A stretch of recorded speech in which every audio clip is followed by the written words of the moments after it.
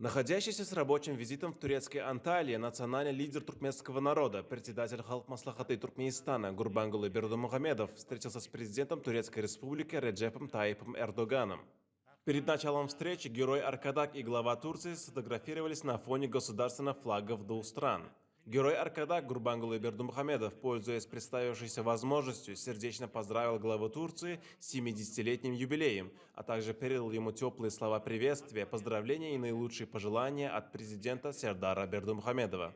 По сложившейся доброй традиции нашего народа, герой Аркадак по случаю юбилея преподнес в дар турецкому лидеру национальный туркменский ичмек. Этот предмет верхней одежды изготовлен из чистой кожи желтого цвета и украшен вышивкой и орнаментом.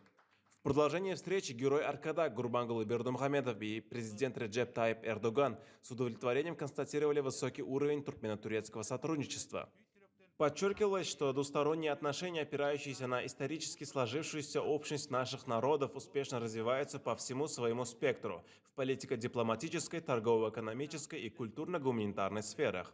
При этом отмечалось, что укрепляя многовекторное партнерство Туркменистан и Турция, исходя из принципа «одна нация, два государства», что служит прочным фундаментом для конструктивного взаимодействия как на двусторонней, так и на многосторонней основе.